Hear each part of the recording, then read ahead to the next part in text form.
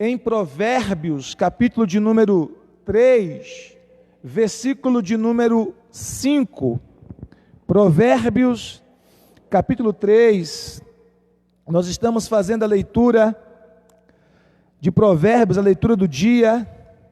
Todos nós temos orientado os irmãos a que todos nós, todos os dias façamos a leitura de pelo menos um capítulo de Provérbios, referente ao dia, né? Então, dia 1º, capítulo 1 de Provérbios, dia 2, capítulo 3, e assim sucessivamente.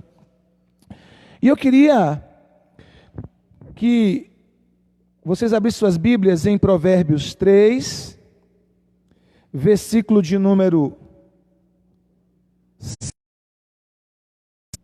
Há uma palavra de Deus para nós nessa noite, nesse texto. Glória a Deus, louvado seja o nome do Senhor. Amém? Diz assim a palavra do nosso Deus: confia no Senhor de todo o teu coração e não te estribes no teu próprio entendimento. Reconhece-o em todos os teus caminhos e ele endireitará as tuas veredas. Não seja sábio aos teus próprios olhos.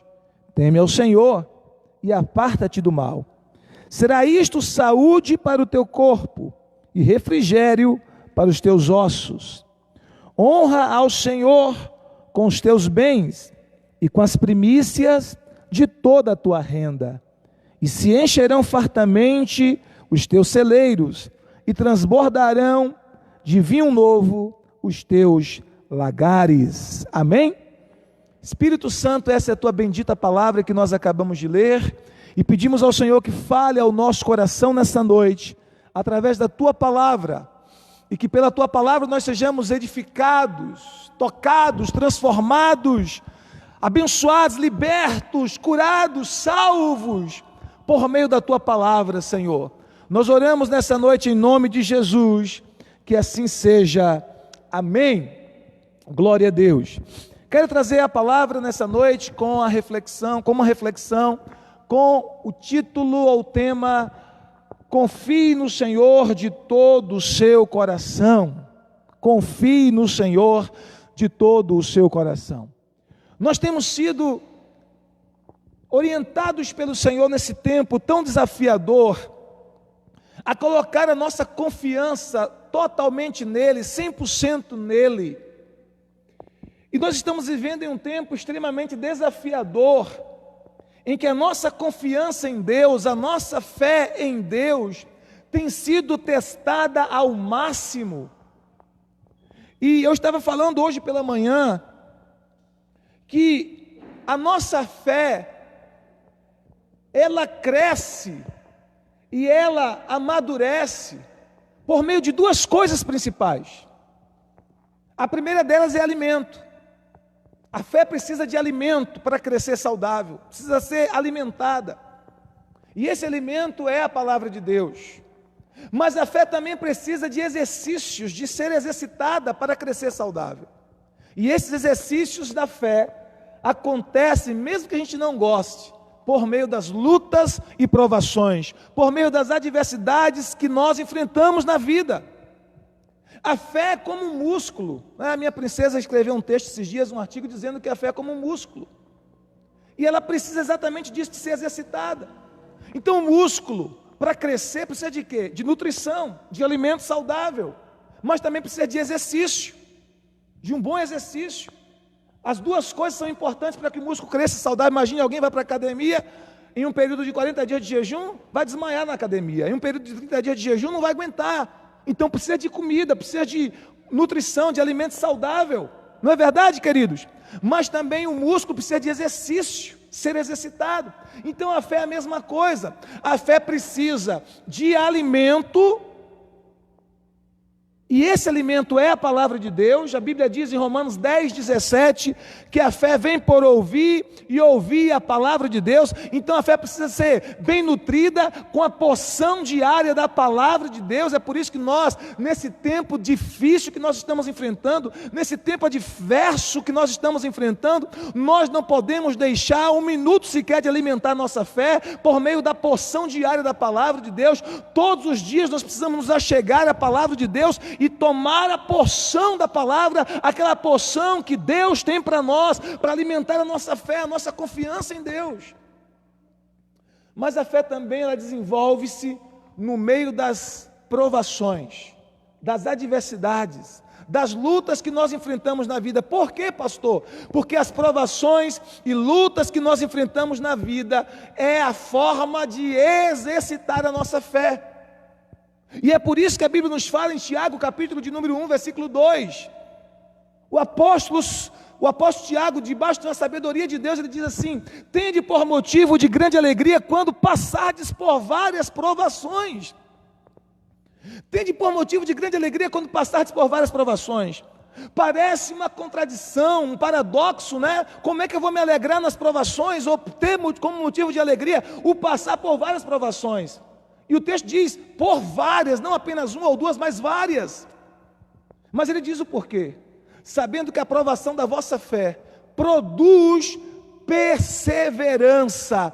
A provação, ela é produtiva. A provação da nossa fé, ela é produtiva. Ela vai produzir algo, e ela vai produzir perseverança. Usando a linguagem da psicologia, resiliência. Nos tornará pessoas mais resilientes, pessoas mais fortes, pessoas mais aguerridas, pessoas mais corajosas, pessoas mais confiantes em Deus. Quando nós passamos pelas provações, confiando no Senhor, desenvolvendo a nossa fé, e depois que a gente vence uma provação, aquele momento que nós vencemos aquela provação, nós estamos mais robustos espiritualmente, mais fortes espiritualmente, mais firmes espiritualmente. Nós não gostamos de passar por provações. Se nós pudéssemos, nós pularíamos essa fase da vida. Se nós pudéssemos, nós tiraríamos isso do nosso script, mas não é possível.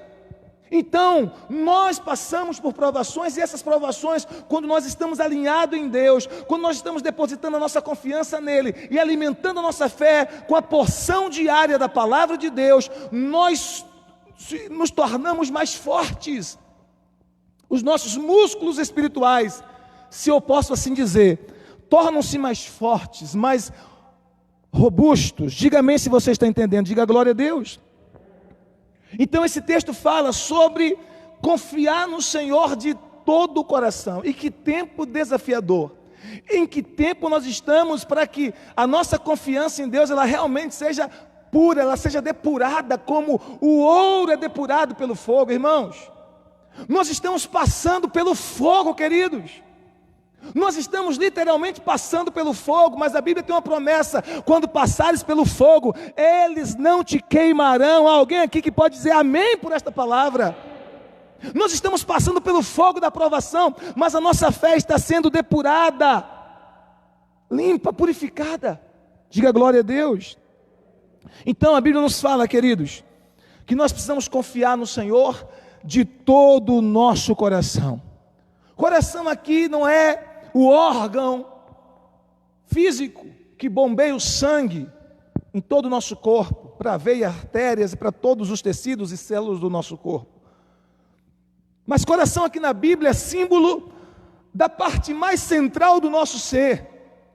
Coração na Bíblia é símbolo do cerne, do âmago do nosso ser, da parte mais central do nosso espírito, do nosso homem interior, do homem encoberto, como diz o apóstolo Pedro. É símbolo dessa parte interna. E o texto diz: confie no Senhor de todo o teu coração. Isso significa que a nossa confiança em Deus, ela não é apenas com atitudes externas, ela começa no nosso interior, no nosso coração, e ela alcança as coisas externas, mas começa dentro, ela se desenvolve dentro. Por isso que a Bíblia fala que nós precisamos temer ao Senhor com o nosso coração, amar ao Senhor com todo o nosso coração, confiar no Senhor com todo o Porque quando é de todo o coração, não dá para camuflar, não dá para dizer que é da boca para fora, porque aqueles que dizem que é da boca para fora, aqueles que dizem acreditar, dizem crer, e é apenas da boca para fora, em um momento como esse, não subsistem diante das provações. Mas aqueles que têm fé genuína, brotada em seu coração, uma confiança genuína, que nasceu em seu coração, esses perseveram mesmo diante de tempos desafiadores, mesmo diante de tempos difíceis. Diga amém. Diga glória a Deus. A nossa confiança em Deus, ela está para além das coisas desta terra. A nossa confiança em Deus está para além das coisas desta vida. O apóstolo Paulo diz: se nós esperarmos em Deus apenas para as coisas desta vida, nós somos os mais miseráveis de todos os homens.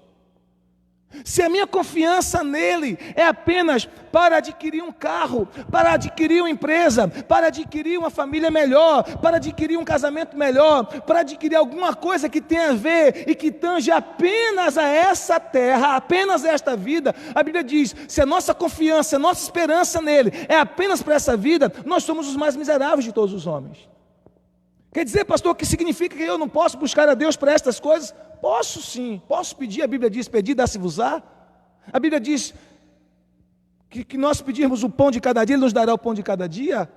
Ou seja, nós podemos pedir para essas coisas, sim, mas a nossa confiança nele tem que estar para além dessas coisas. Amém? A nossa confiança nele deve estar para além desta vida. Porque os servos de Deus, os verdadeiros servos de Deus, mesmo em face da morte, eles permaneceram fiéis ao Senhor, eles permaneceram confiantes no Senhor, eles permaneceram fiéis à palavra de Deus, mesmo em face da morte. Por quê? Porque a confiança deles estava para além dessa vida. A esperança deles em Deus estava para a eternidade também. Jó, na sua aprovação, o livro de Jó é um livro excelente para a gente ler nesse tempo, para a gente poder entender e compreender como o homem de Deus se move em fé, mesmo em períodos de extrema adversidade, de extrema aprovação, mesmo em um período que as coisas aparentemente não mudam. Porque Jó, aquele homem de Deus, aquele homem de fé, aquele homem temente a Deus, íntegro, que se afastava do mal, passou por uma provação terrível em sua vida. A Bíblia diz que ele, em um só dia, perdeu todos os seus filhos. Não um filho, não apenas um filho. Todos os seus filhos. 10 filhos. Em um só dia. Perdeu todas as suas riquezas.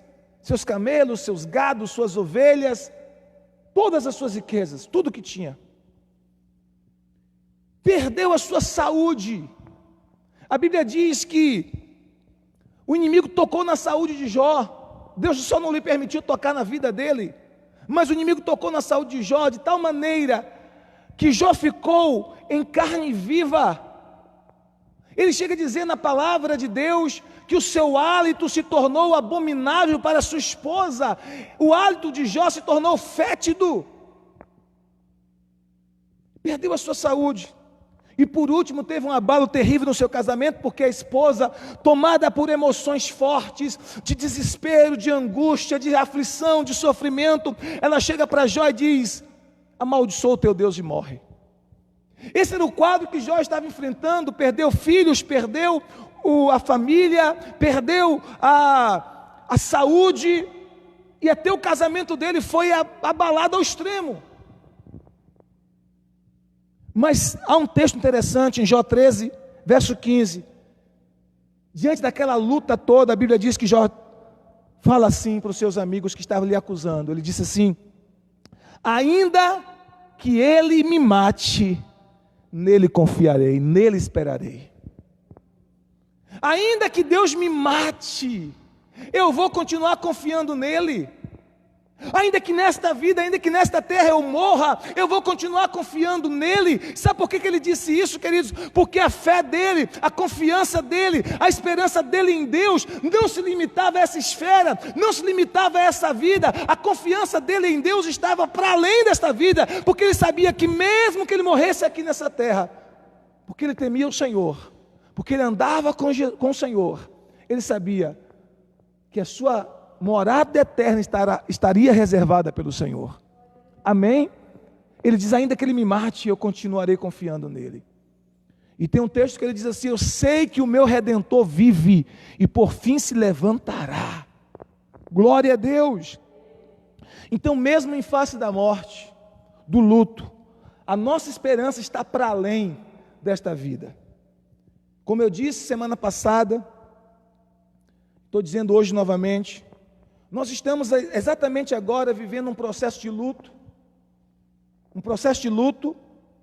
pelo nosso irmão Cleito, que partiu de forma tão rápida para a eternidade. Nós estamos com o nosso coração consternado como igreja, como família, todos nós estamos assim, meio que sem acreditar,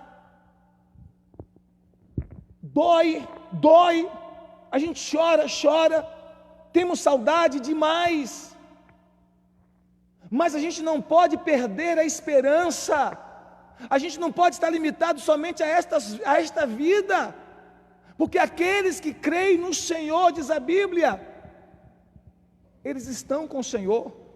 Paulo diz, desejo partir e estar com Cristo, que é incomparavelmente melhor. Paulo sabia que se ele partisse, ele estaria com Cristo. Ele diz, eu desejo partir e estar com Cristo, porque isso é incomparavelmente melhor, e a gente crê nisso. O nosso irmão partiu e está com Cristo, e ele já está vivendo o melhor, ele já está vivendo o melhor, onde não há mais tristeza, nem lutas, nem dores, onde ele já está envolvido na glória de Deus. Então a nossa confiança em Deus deve estar para além desta vida. Quantos me compreendem? Digam amém. A nossa confiança em Deus está além dessa vida. Eu também tive alguns momentos desafiadores em relação a pessoas queridas da minha família que partiram. Meu pai que partiu num acidente, minha mãe que partiu em meus braços 2 anos atrás, minha avózinha que partiu 1 ano atrás. Todas as experiências doloridas, doídas, nós não queremos passar por estas coisas, mas a gente passa por elas mesmo sem querer. Mas sabe o que nos conforta e que nos consola?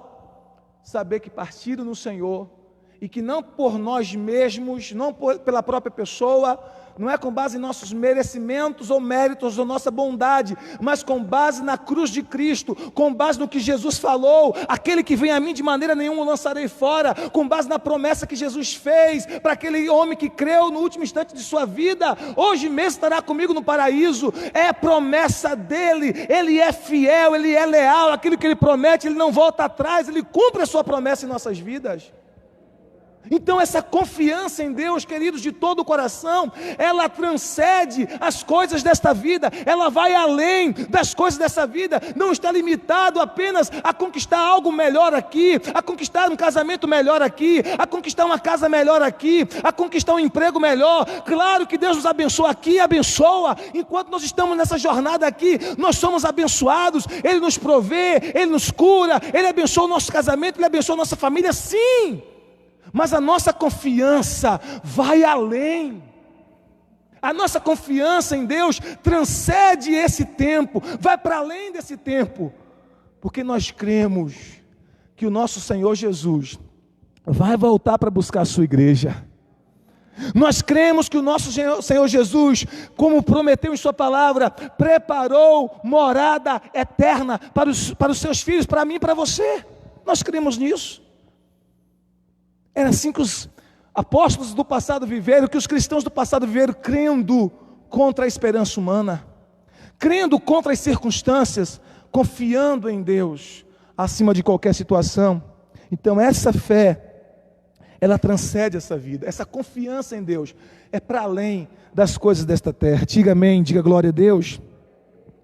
Salmo de 118, versículo 8, a palavra de Deus diz: é melhor confiar no Senhor do que confiar no homem. É melhor confiar no Senhor do que confiar nos príncipes.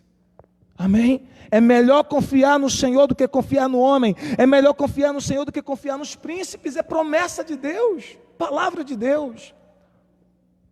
Agora, queridos, o texto continua dizendo: confie no Senhor de todo o teu coração, e diz mais: e não te estribes no teu próprio entendimento. Estribar aqui é da ideia daquele cavaleiro que, montado no cavalo, se apoia no estribo do cavalo. Ou seja, não te apoie no teu próprio entendimento. Não se apoie na sua própria inteligência, na sua própria razão, na sua própria racionalidade. Ou seja, é melhor confiar no Senhor do que confiar em sua própria inteligência. É melhor confiar no Senhor do que confiar no seu próprio entendimento. É melhor confiar no Senhor do que confiar na sua própria racionalidade. Um dos prejuízos, não foi apenas esse, houve vários, muitos prejuízos. Mas um dos prejuízos que o homem sofreu ao cair lá no Éden, que Adão e Eva sofreram ao cair lá no Éden, foi que eles se tornaram reféns da sua própria razão. Eles se tornaram reféns da sua própria inteligência, do seu próprio entendimento. Eles começaram a perder aquilo que lhe era tão precioso antes da entrada do pecado, que era a intuição espiritual, que era a percepção espiritual. E deixa eu dizer algo para vocês, queridos. A racionalização é um campo fértil para o inimigo tentar e derrubar. Não adianta tentar ganhar do inimigo no campo da razão. Não adianta tentar ganhar do inimigo no campo da inteligência humana. Não adianta tentar ganhar do inimigo no campo apenas do conhecimento humano, porque ele tem muito mais conhecimento do que você. Ele tem milênios na nossa frente de experimentação, de conhecimento. E seus argumentos são terríveis, sofismas, que são falsas verdades, meias verdades. E ele então, ao tentar Eva, ele usa de um sofisma, de uma meia verdade, dizendo: olha, como foi que Deus disse? Não comereis de todas as árvores do jardim? Não comereis de todas as árvores? Ela disse: não, Deus disse que nós não deveríamos comer. E aí ela já acrescenta, porque quando você fica dando papo para o inimigo, você já começa a acrescentar na palavra de Deus o que não tem. Ela já acrescenta: Deus disse que nós não deveríamos comer nem tocar. Deus não disse que não poderia tocar, Deus disse que não podia comer. Porque no dia em que nós comêssemos, nós iríamos morrer. E aí o inimigo começa a argumentar no campo da razão. Eva tinha sua intuição espiritual, ela tinha sua percepção espiritual, mas ela começa a dar mais ouvido à sua razão, que agora está sendo atiçada pelo inimigo com argumentações falazes, com argumentações cheias de meias verdades e sofismas, e ela começa a diminuir a sua percepção espiritual, começa a diminuir a sua intuição e dá mais voz, dá mais razão, dá mais ouvido, à sua razão. E no campo da razão o inimigo enganou Eva, porque ele começa a argumentar e dizer para ela assim: não é isso, não é verdade. Sabe o que Deus quer? Deus quer que vocês não comam, porque no dia que vocês comerem, vocês se tornarão igual a Deus, conhecedores do bem e do mal. É como se ele dissesse: vocês serão deuses. E ele vai argumentando com Eva no campo da razão, da racionalidade, e aí ela deixa de seguir a direção de Deus, a voz de Deus, a intuição espiritual que Deus lhe havia dado como um sentido espiritual para lhe guiar, e começa a dar voz à razão, agora deturpada pela voz do inimigo.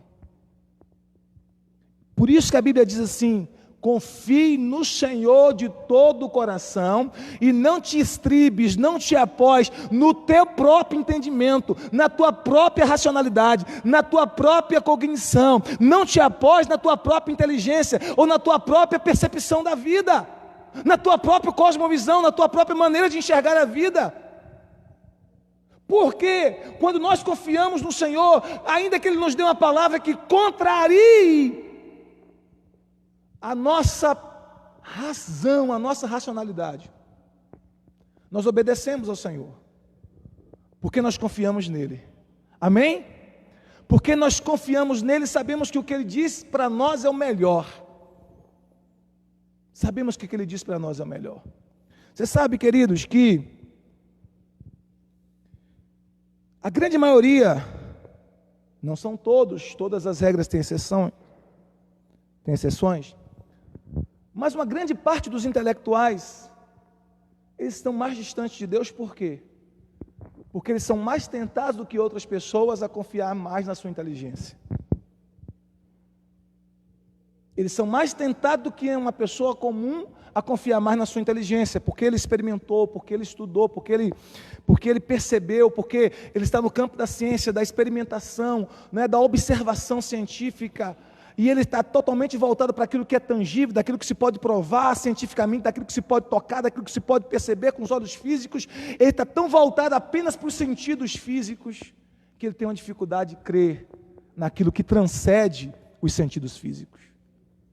E aí Deus vem falando para mim e para você: confie no Senhor de todo o teu coração e não te estribes, não te apoies no teu próprio entendimento, não te apoies na tua própria inteligência. É melhor você confiar no Senhor do que confiar no homem. Se esse homem é você, também, isso inclui você também, aqui termo genérico homem e mulher, é melhor confiar no Senhor do que confiar na sua própria inteligência, na sua própria cognição, na sua própria capacidade de resolver as coisas da vida. Quantos estão entendendo? Diga amém. E o texto continua: reconhece-o em todos os teus caminhos, ou seja, lembre-se dele em tudo que você fizer. Reconhecer o Senhor é lembrar dele em tudo que você fizer. Reconhecer o Senhor como Senhor em teu casamento, reconhecer o Senhor como Senhor em tua casa, reconhecer o Senhor como Senhor em tua família, reconhecer o Senhor como Senhor em teu trabalho, reconhecer o Senhor como Senhor em teus estudos, reconhecer o Senhor como Senhor em teus planos. Provérbios 16, versículo 1 diz assim: o homem pode fazer planos, mas a resposta certa vem da boca do Senhor. O homem pode fazer planos, mas a resposta certa vem da boca do Senhor. O que significa isso? Eu posso planejar para o futuro? Sim. Eu posso desenhar planos para o meu futuro? Posso, mas eu tenho que confiar nele, porque a última palavra quem dá é Ele. E se a porta se fechar, é porque Deus tem uma porta melhor para mim e para você. E se aquilo que a gente estava planejando não deu certo, é porque talvez Deus percebeu que nós não estávamos preparados naquele momento, que aquilo que poderia soar como bênção poderia ser uma maldição na nossa vida, naquele momento, inapropriado. Então nós precisamos confiar no Senhor, porque a Bíblia diz que há caminhos que para o homem parece direito, mas o fim deles dá em caminhos de morte. Isso não significa só morte física, mas morte de sonhos, de projetos, de famílias. Quantos estão entendendo o que eu quero dizer? Diga amém. A Bíblia nos diz em Tiago: ei a vós que dizeis, hoje e amanhã iremos a tal cidade, trabalharemos e ganharemos isso ou aquilo. Em lugar de dizer isso, vocês deveriam dizer: se o Senhor quiser e se vivermos, faremos isso ou aquilo. Porque o que é a vossa vida é um vapor que hoje aparece e amanhã desaparece. Deus, naquele texto, Tiago, está nos dizendo que nós podemos sim fazer planos, sonhar, sim, mas a resposta dele, certa, vem da boca dele. Amém, queridos? A última palavra é Ele quem dá. Deus não perdeu o controle das nossas vidas, irmãos. E Deus não perdeu o controle do mundo. Deus não perdeu o controle do mundo. A Bíblia diz que as nações da terra é como uma gota d'água em um balde. O Senhor disse para Daniel, no livro de Daniel, para Nabucodonosor, quando botou Nabucodonosor para comer capim. E eu vou te dizer uma coisa: Deus vai colocar muita gente poderosa nesse tempo para comer capim. Deus vai colocar muita gente que se julga alguma coisa nesse tempo para comer capim. Deus vai destituir muitos poderosos do poder que estão se aproveitando desse tempo para promover o caos e a calamidade. Aqueles que se julgam poderosos nesse mundo, Deus vai colocar algum deles para comer capim. E quando Deus colocou Nabucodonosor para comer capim, por 7 anos, como um animal no pasto, Deus disse, para que os homens saibam que eu, o Senhor, domino sobre o reino dos homens.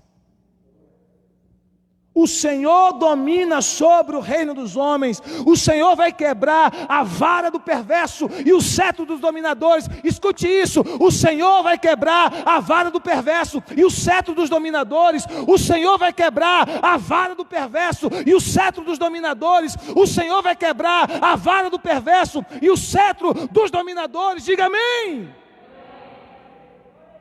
O Senhor vai quebrar a vara do perverso e o cetro dos dominadores.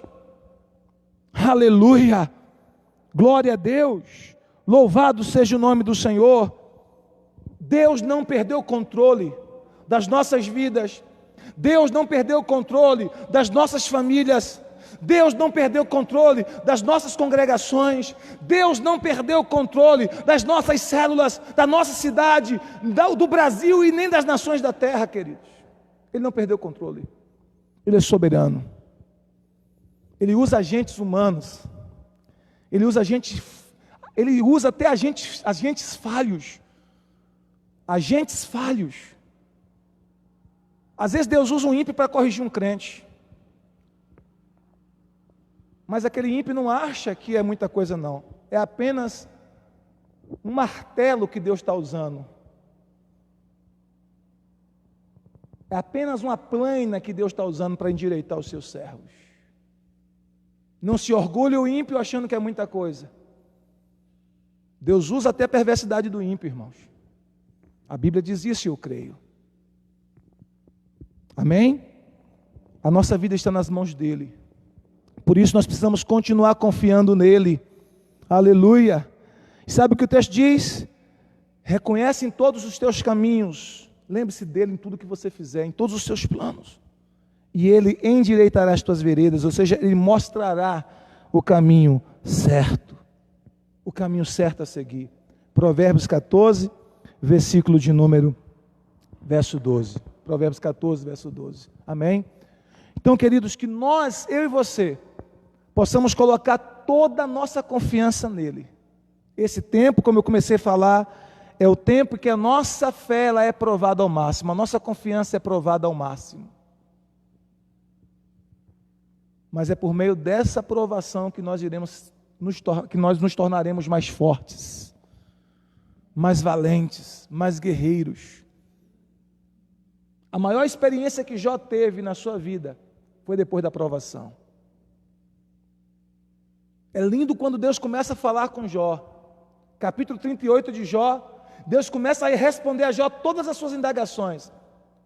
Sabe aquelas perguntas que não tem resposta? Sabe aquelas perguntas que a gente faz em momentos muito difíceis? Senhor, por que eu? Por que isso? Por que está acontecendo isso comigo? Onde eu tenho falhado? Onde eu tenho errado? E às vezes não é uma falha, às vezes não é um erro, às vezes é um processo de Deus na nossa vida. Às vezes é o processo de Deus em nós, é o trabalhar de Deus em nós. Mas a nossa teologia às vezes parece muito com a teologia dos apóstolos de Jesus. Senhor, quem pecou? Ele é o pai dele, ou os pais dele, para que ele nascesse cego. Jesus disse, nem ele pecou, nem os pais pecaram. Ele nasceu assim, para que se manifestasse nele a glória de Deus. Então às vezes não tem a ver com pecado ou com erro, tem a ver com o processo de Deus na nossa vida, queridos. Às vezes nós precisamos passar por aquele processo. E Jó então chega para Deus, tem muito questionamento no livro de Jó, ele questionando a Deus, perguntando, indagando, e ele não conseguia entender porque ele não havia pecado na mente dele, na teologia da época dele, se ele estava sem algum pecado tinha, mas ele tinha consciência que não tinha pecado na vida dele, pelo menos pecados graves. E aí a partir do capítulo 38 de Jó, Deus começa a responder a Jó. Deus começa a responder a Jó. E quando chega no capítulo 42, em que Jó tem aquela experiência com a provação, e depois, no meio da provação, aquela experiência poderosa com Deus. Quando chega no capítulo 38 de Jó, Deus começa a responder, e no capítulo 42 ele disse assim: antes eu te conhecia de ouvir falar, mas agora os meus olhos te veem. Antes eu te conhecia de ouvir falar, mas agora os meus olhos te veem. Então ele teve a maior experiência da vida dele no tempo de provação. Não pense que as maiores experiências que você tem com Deus é no tempo de bonança, não. Geralmente, claro que Deus pode dar também, porque Deus é soberano, mas geralmente, as maiores experiências que a gente tem com Deus é em tempos de provações. Nós estamos passando uma provação agora, a nível local, de igreja local, e a nível nacional e mundial. Nós iremos vencer essas provações, amém, queridos? Nós iremos vencer essas provações. Deus é conosco. E depois que passar tudo isso, eu creio de todo o meu coração, seremos mais santos, mais fortes, mais ungidos, mais abençoados, mais tementes a Deus, mais íntimos do Espírito Santo. Ouviremos a Deus com mais facilidade, teremos intimidade maior com Ele, sairemos dessa provação mais prósperos. Pode crer, eu creio nisso.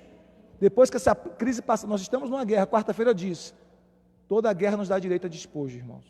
Depois dessa guerra, depois que nós vencermos essa guerra, depois que você vencer essa guerra, vai ter um despojo abençoador para você. É a sua conquista, é a sua conquista no Senhor, amém? Glória a Deus. Vamos adorar o Senhor, vamos orar ao Senhor. Aí na sua casa também, fique de pé, pegue na mão da sua família, sua esposa, seus filhos. Vamos orar ao Senhor, vamos buscar a Deus, vamos clamar ao nosso Deus, em nome do Senhor Jesus de Nazaré. Aleluia. Glória a Deus. Aleluia.